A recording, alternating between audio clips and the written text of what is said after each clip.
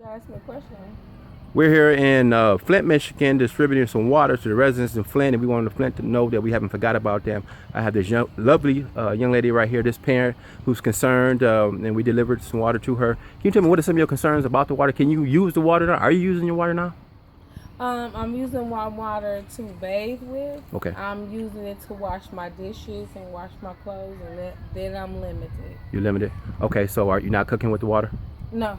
Why not? I have to use fresh water from bottles. Okay.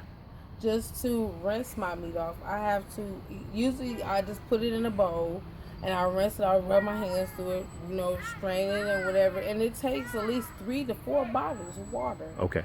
And if you only getting a 30 case, or when they come, and give you water, it's not sufficient enough when I'm a family of 4, and then a friend of mine is a friend of a mother of 7. Okay. I can't. It's difficult. So you're saying there's still a need for water, so people can still donate water. High demand for water. Okay. It's hot out here. It's hot out now. We have boys that play basketball. We have girls that play hula hoop. Okay. Just playing in the dirt or in the grass. Children need hydration. Okay. Hydration is going to be a factor. Okay. And they're closing down sites, but that's okay because more will reopen. More will reopen. Now, what happens to the people? Are there elderly people in the area who still haven't received water, maybe because they're shedding in? Yes. Okay. Yes. They are hitting a lot of low-income communities because they feel like their need is first because they know it's immediate off rip. Okay. But not knowing that a lot of these low-income families at homes have been there since you were a child. Okay.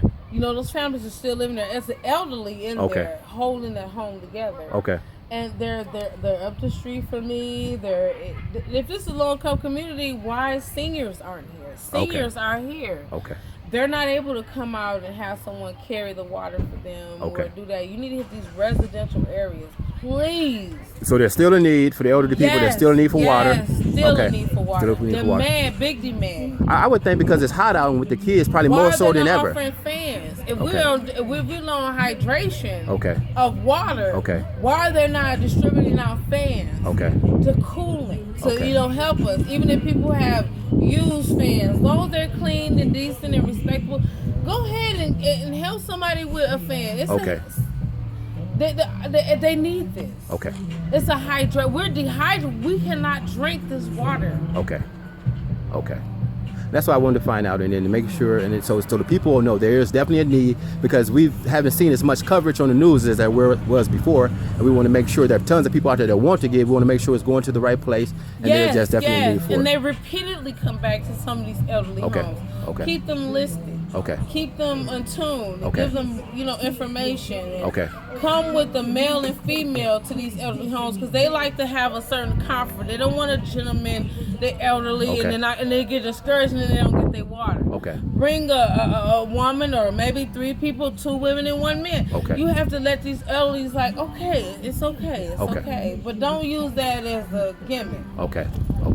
All right. We want to thank you so much for your time and your help today, man. We really appreciate it. We want to try to get more water up here to friends, especially for the kids and all the families. And really residential areas. Residential areas. So there's definitely a need then. Definitely a need. Thank you so much. It's getting hot out here. Getting hot. Thank you.